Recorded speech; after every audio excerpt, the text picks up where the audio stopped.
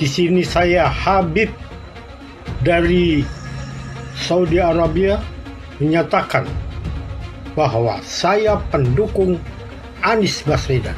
Kepada para pendukung Anies Baswedan, harus siap tempur karena kalian akan menjadi pahlawan-pahlawan masuk ke surga apabila Anies Baswedan bisa menang total di tahun 2024. Saya perwakilan dari Arab Saudi. Jadi saudara-saudara sekalian yang tidak membantu Anies akan terkutuk dan masuk neraka jahanam. Anies Baswedan is the best. Beralihlah kalian untuk mendukung Anies Baswedan.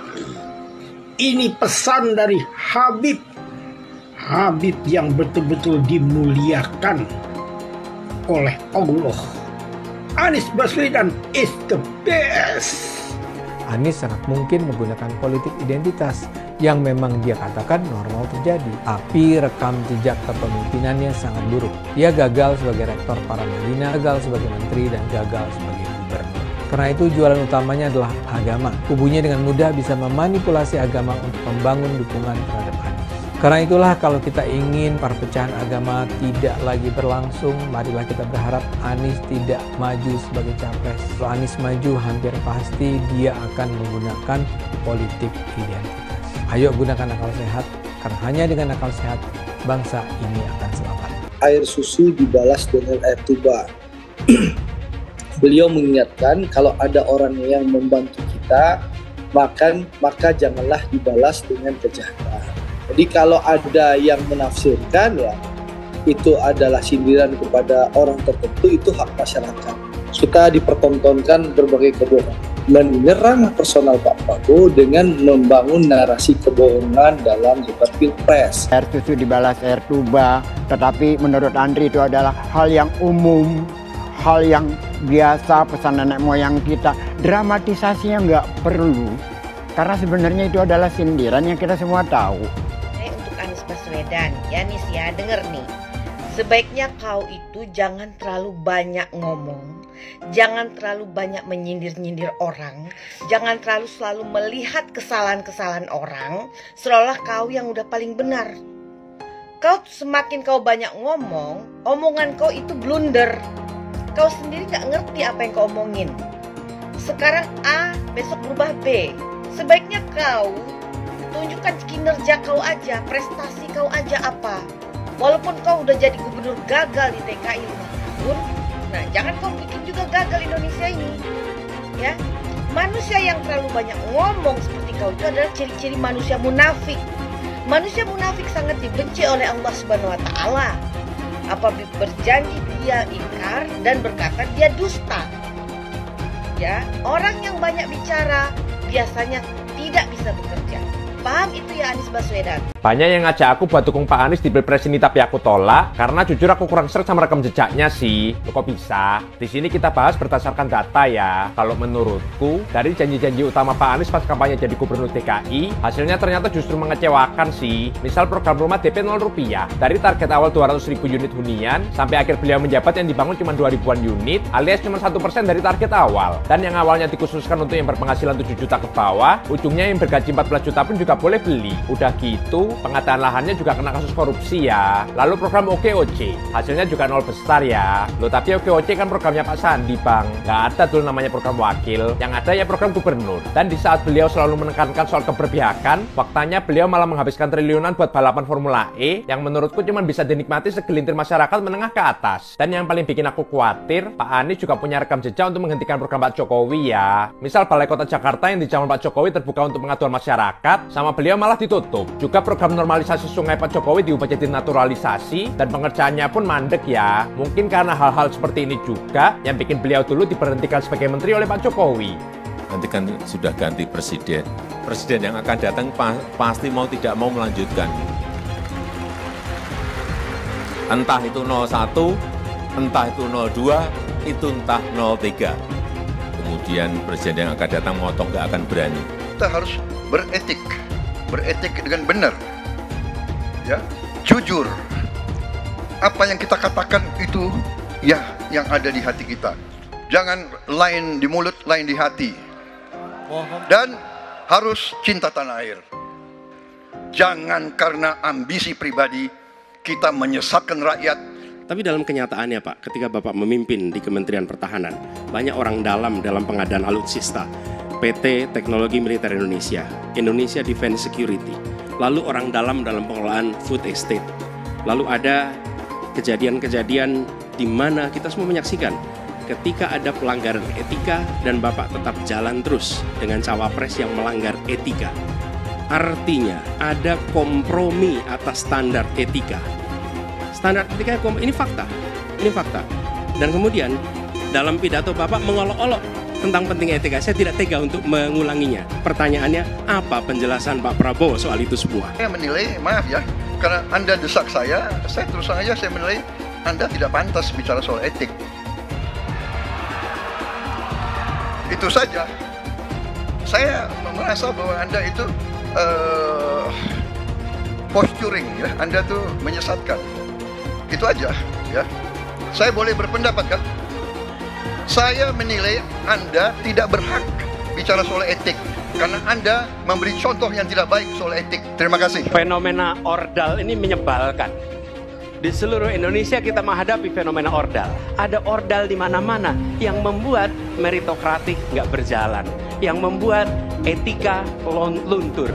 Dan ketika fenomena ordal itu bukan hanya di masyarakat, tapi di proses yang paling puncak terjadi ordal, maka rakyat kebanyakan, dan ini saya rasakan beberapa waktu yang lalu, beberapa orang guru berjumpa dengan saya dan mereka mengatakan, Pak, di tempat kami pengangkatan guru-guru itu mendasarkan ordal.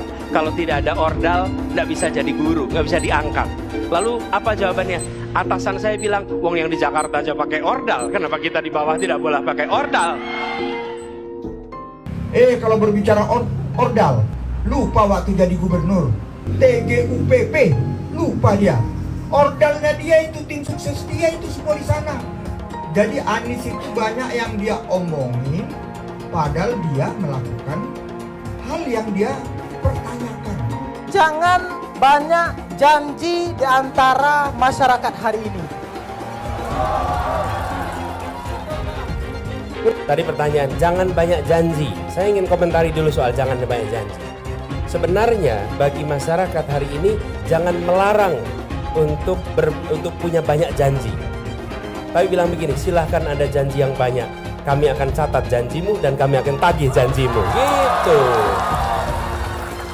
Loh, kalau Anda melarang kami janji banyak, rugi Anda. Rugi. Bener gak? Harusnya bilang, Pak Anies, janjimu kurang banyak Pak Anies. Janjinya ditambah, nanti kami tagih janjimu. Begitu. Jangan slogannya dibalik. Jangan banyak janji. Loh, kok jangan banyak janji? Buat saya baik-baik aja itu. Tiap 5 tahun kan mau maju pemilihan. Ya. Nah ini musim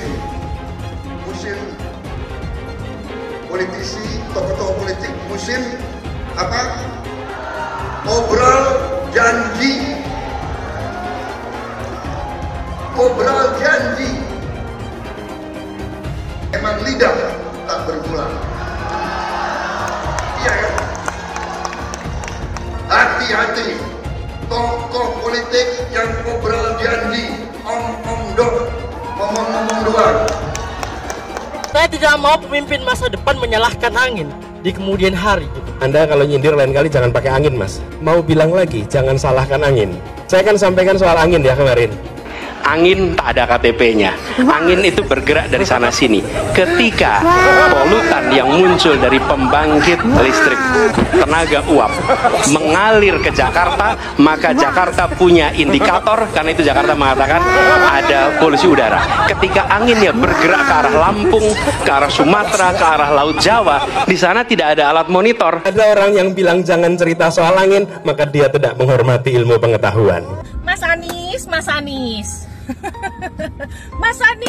Anies, masa sih angin kok sampai nggak punya KTP lo ya?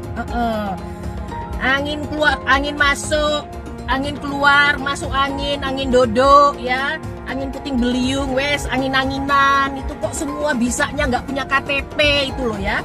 Angin dari Jakarta ke Lampung ke Sumatera ke Jawa itu ya, kok bisanya liar begitu. Sama seperti air hujan ya, air hujan itu yang banjir itu bukan banjir ya, itu air parkir ya, air yang parkir Mas Anies, Mas Anies. Mau punya pemimpin yang seperti itu ya, mau punya pemimpin yang seperti itu, dikiranya rakyat ini bodoh semua kali ya.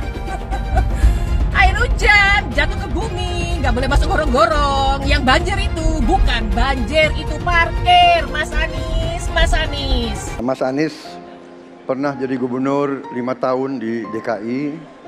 DKI menerima indeks polusi tertinggi di dunia. Bagaimana dengan anggaran 80T, Pak Anies sebagai gubernur tidak dapat berbuat sesuatu yang berarti untuk mengurangi polusi. Terima kasih. Polusi udara tak punya KTP, angin tak ada KTP-nya. Angin itu bergerak dari sana sini. Ketika polutan yang muncul dari pembangkit listrik tenaga uap mengalir ke Jakarta, maka Jakarta punya indikator, karena itu Jakarta mengatakan ada polusi udara. Ya susah kalau kita menyalahkan angin dari mana saja ya. Kalau kita dengan gampang menyalahkan angin, hujan dan sebagainya, ya mungkin tidak perlu ada pemerintahan kalau begitu ya. Mas Anies, Mas Anies.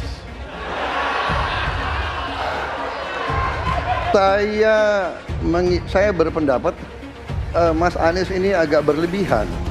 Mas Anies mengeluh tentang demokrasi ini dan itu dan ini. Mas Anies dipilih jadi gubernur DKI menghadapi pemerintah yang berkuasa. Saya yang mengusung Bapak.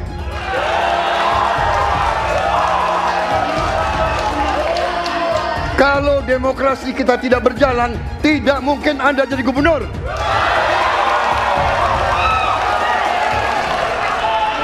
Kalau Jokowi diktator, Anda tidak mungkin jadi gubernur.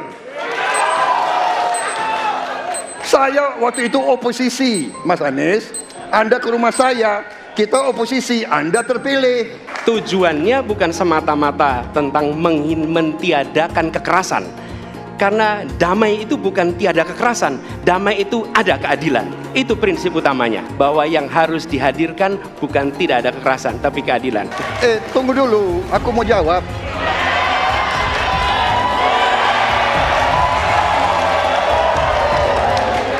Jadi, benar keadilan. Benar sekali, harus ada keadilan. Tetapi saya mau mengatakan, tidak sesederhana itu, Pak Anies. Ada faktor-faktor lain, Pak Anies. Ada faktor geopolitik, ada faktor ideologi. Inilah yang masalahnya tidak gampang, ya.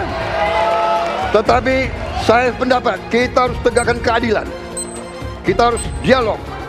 Ini masalah bangsa. Ini harus kita, semua kekuatan harus kita rangkul.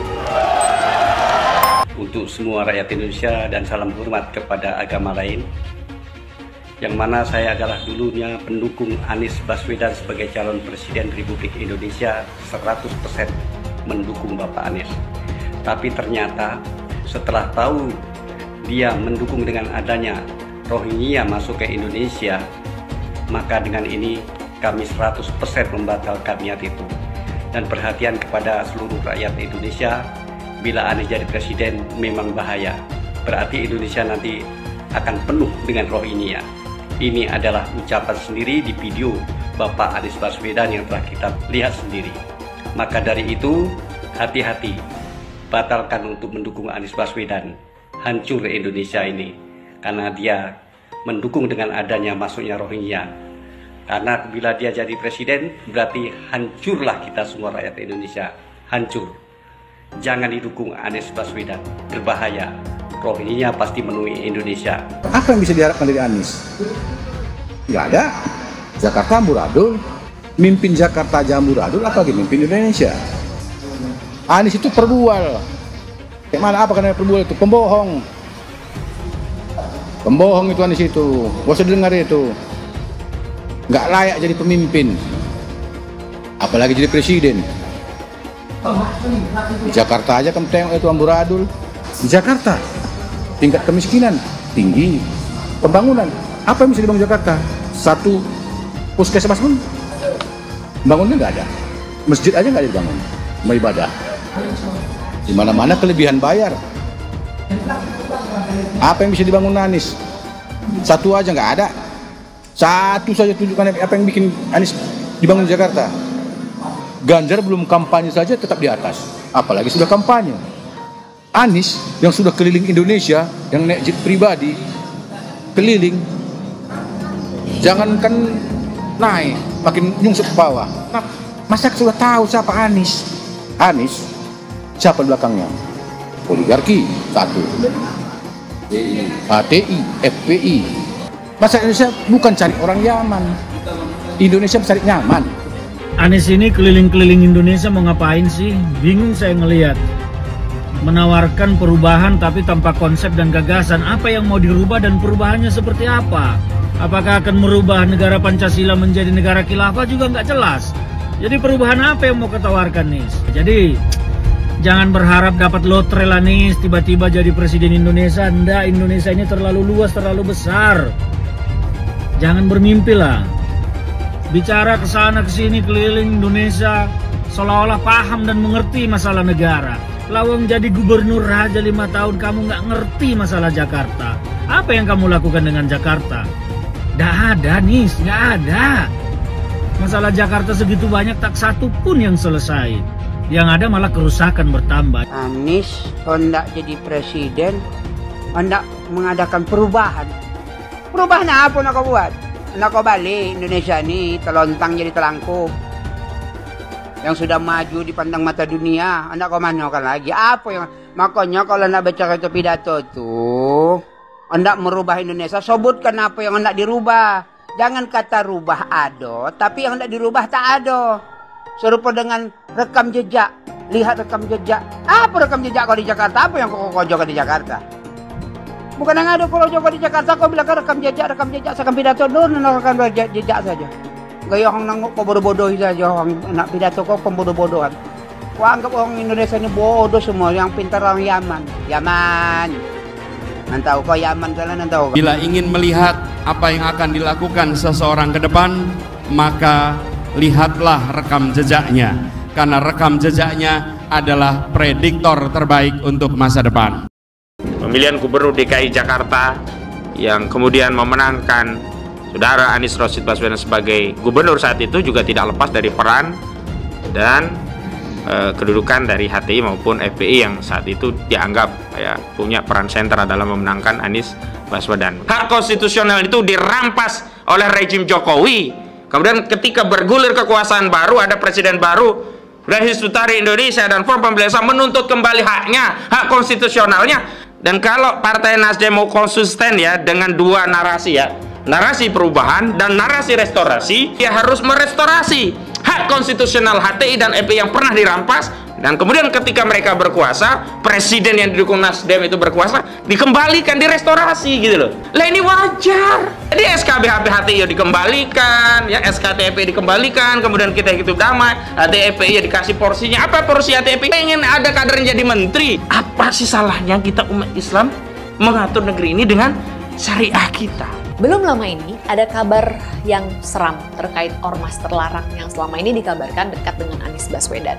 Akan ada tuntutan besar-besaran kepada Anies untuk memulihkan kedua organisasi tersebut yang sekarang sudah dicap terlarang.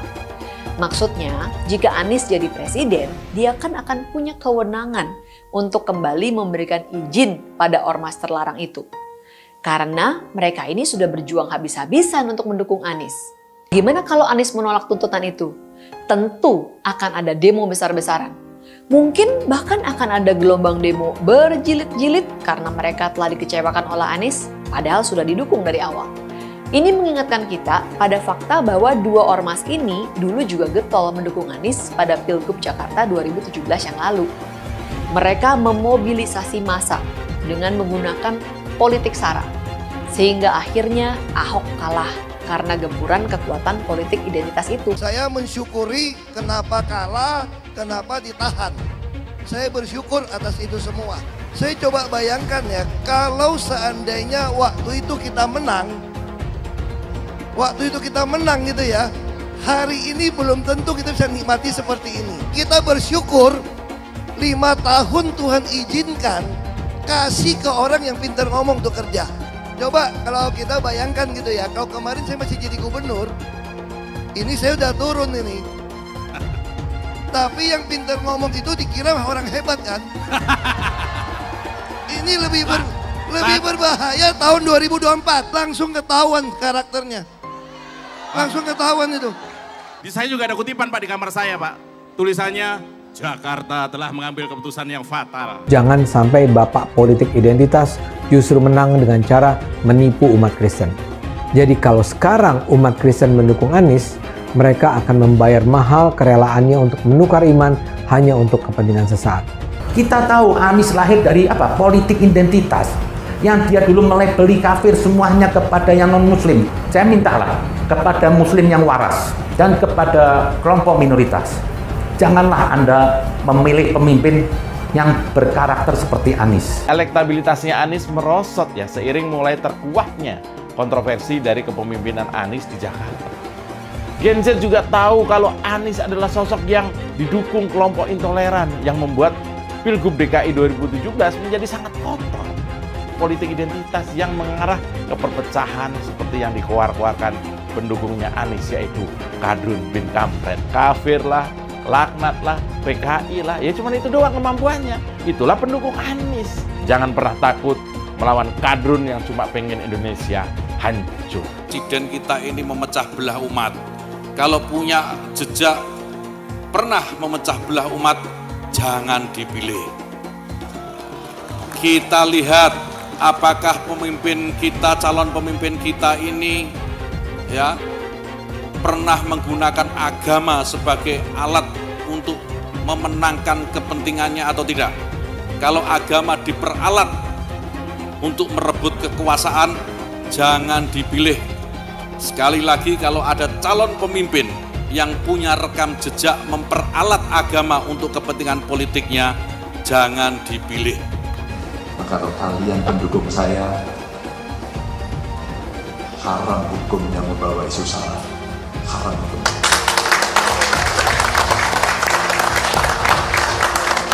Kita sudah lelah dengan isu itu. Kita menjadi bangsa yang terbelah. Dan untuk mengembalikan susah. Bapak Politik Identitas Indonesia Anies Baswedan, Bapak Intoleransi Indonesia Anies Baswedan, jangan lupakan, jangan terlena, jangan sampai dia pecahkan kita dengan dagangan ayat dan mayatnya. Air itu turun dari langit, turunnya ke atap rumah langsung sumur bor, bukan ke sungai dan ke laut. Saya ingatkan, jangan ada lagi politik identitas. Jangan ada lagi politisasi agama. Penjajahan di depan mata itu di Jakarta. Kita semua pribumi ditindas, kini saatnya kita menjadi tuan rumah di negeri sendiri. Saya bilang, Nis, ente nggak bisa jadi presiden. Kenapa? Karena presiden adalah orang Indonesia asli, saya bilang. PKI yang kita harapkan, Anies Baswedan yang begitu jelas Islamnya, 4 tahun 8 bulan jadi gubernur. Mana peraturan pergub saja yang melarang miras? Mana perda Islam apalagi? Yang akhirnya tidak berani juga menegakkan hukum Islam. Banjir tetap banjir, macet tetap macet, kriminalitas Jakarta.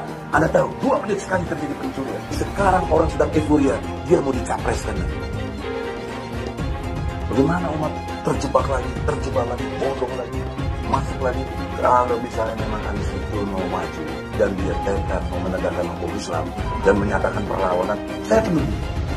Tapi dia tidak lakukan itu. Jangan hanya konsentrasi pada pembangunan benda-benda mati yang indah difoto dan bisa ditunjukkan dalam 5 tahun hasilnya. Kalau kita mau menilai sebuah janji, maka lihat janjinya atau lihat kenyataannya.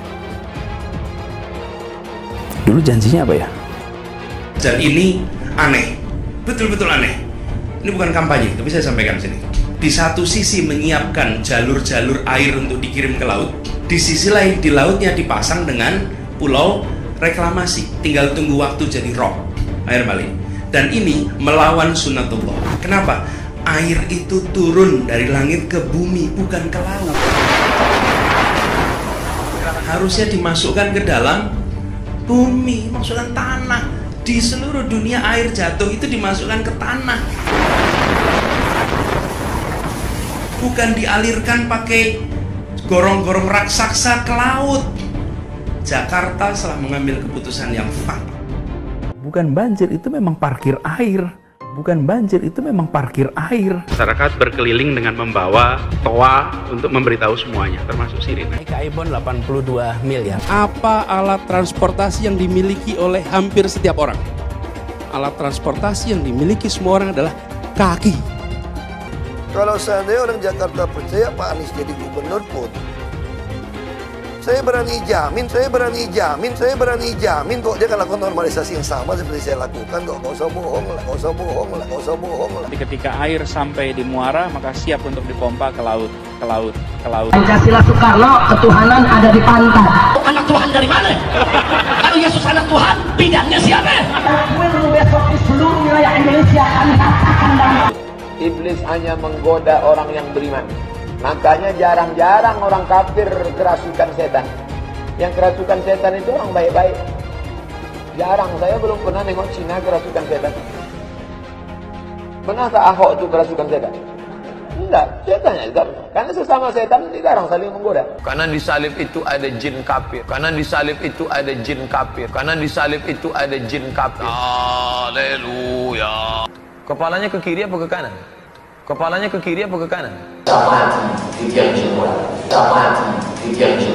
Kita percaya salib itu lambang mulia, bukan jin.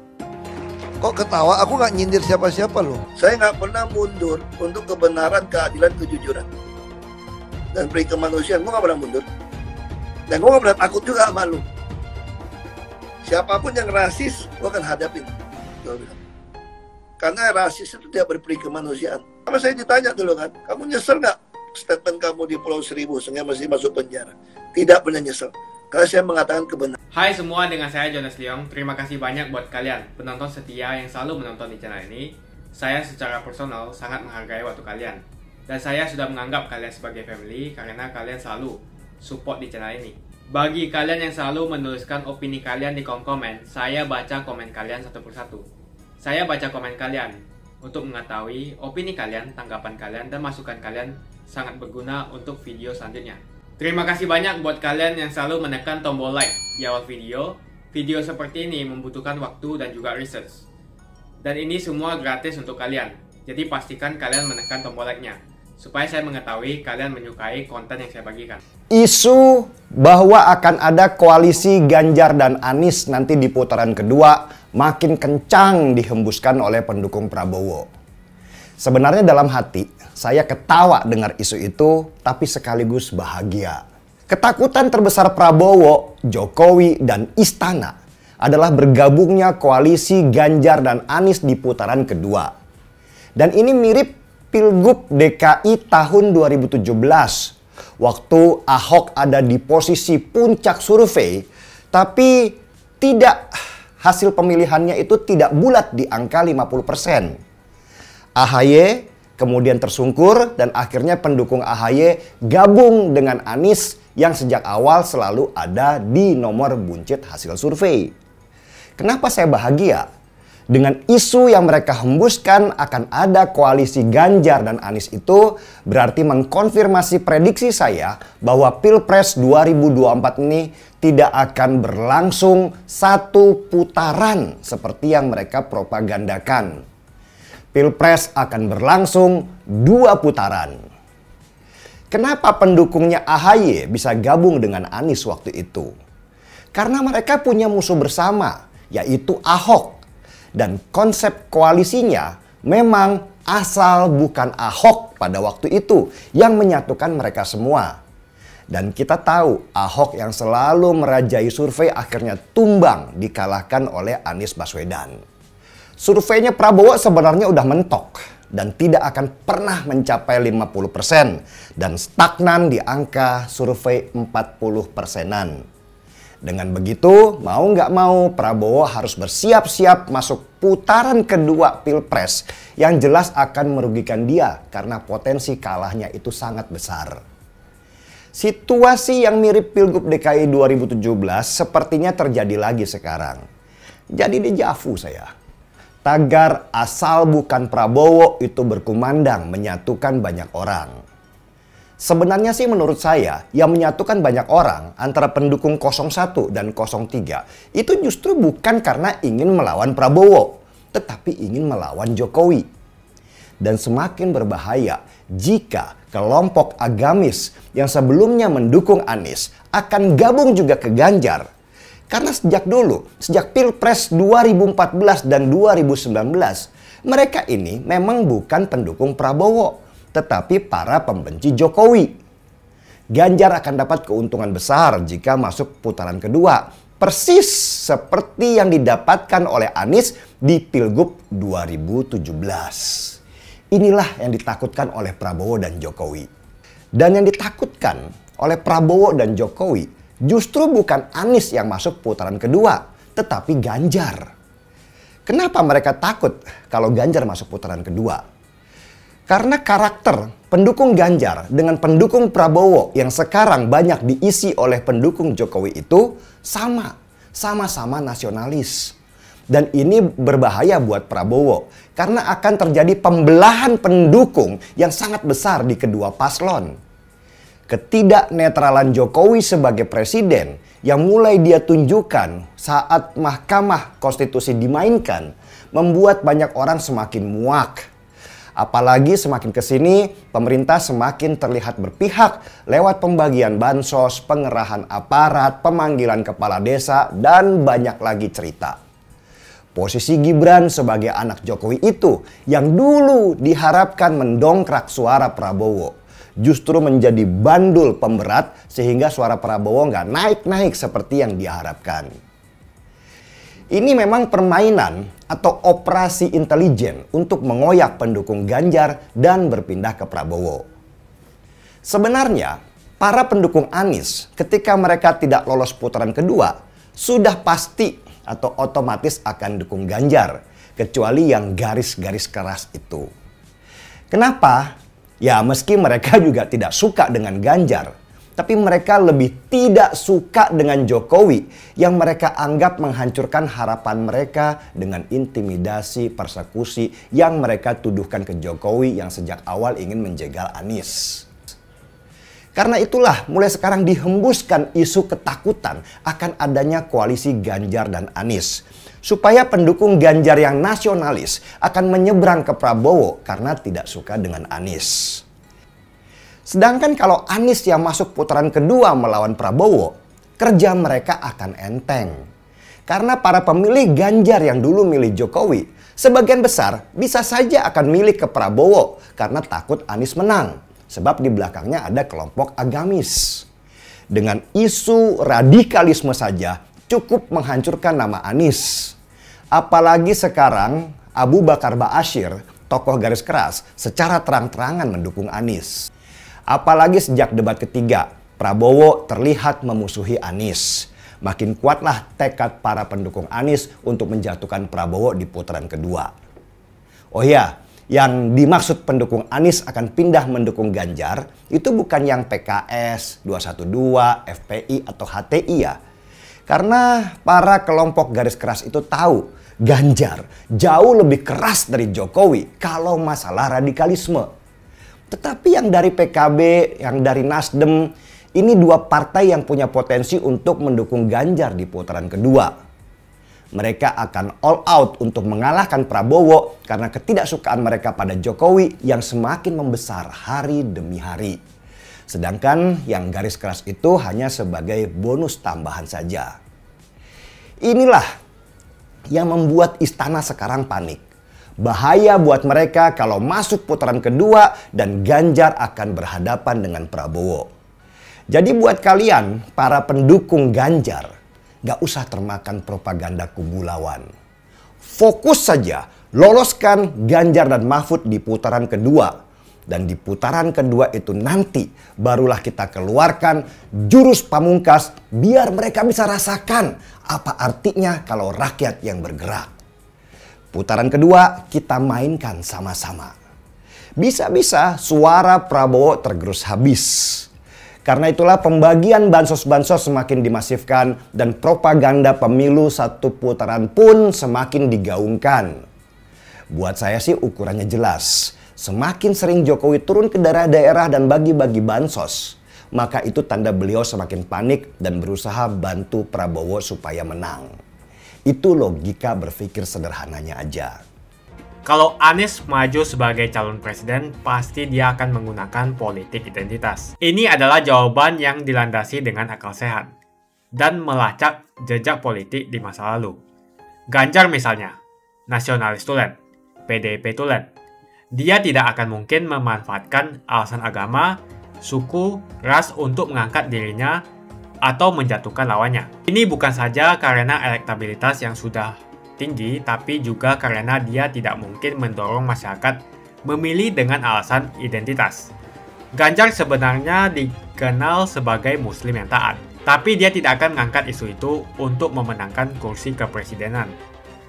Prabowo apalagi, keluarganya pun multi agama. Dengan kata lain, mengingat Jokowi yang sudah tidak maju lagi, kali ini hampir pasti Pak Prabowo tidak akan menggunakan politik identitas agama. Jadi, kemungkinan satu-satunya yang menggunakan politik identitas adalah hanya Anies Baswedan. Pertanyaan itu lantas saja menimbulkan amarah di kubu Anies, salah satunya dari kelompok khilafah. Orang kepercayaan Anies menyatakan politik identitas adalah framing yang selalu dibangun untuk menyudutkan, padahal selama kepemimpinan Anies Baswedan sebagai gubernur tidak sekalipun Anies membeda-bedakan warga berdasarkan agama dan ras. Buat saya, apakah benar menyebut politik identitas itu adalah sekedar framing untuk menyudutkan Anies? Saya akan membantah pernyataan itu. Kubu Anies terus berusaha mengaburkan makna politik identitas. Mereka berulang kali bilang bahwa identitas adalah hal yang alamiah dalam kehidupan manusia.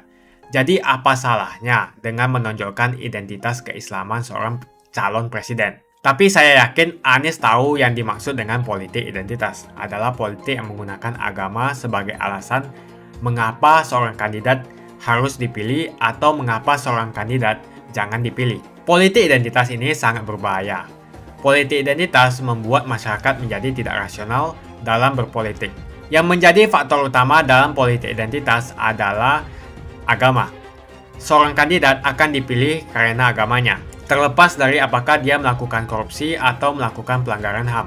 Ketika politik identitas digunakan, maka ini akan berpotensi konflik, karena usai pemilihan, konflik itu akan terus berlangsung dalam waktu yang lama. Masalahnya, ada alasan yang cukup kuat untuk menduga bahwa Anies sangat mungkin menggunakan politik identitas, yang memang dikatakan normal ketika menjabat sebagai gubernur DKI. Dalam proses menjadi gubernur, kubu Anies jelas-jelas menggunakan agama sebagai alasan untuk menjatuhkan Ahok. Anies jelas-jelas menggunakan agama sebagai alasan untuk menjatuhkan Ahok, sampai akhirnya Ahok dipenjara.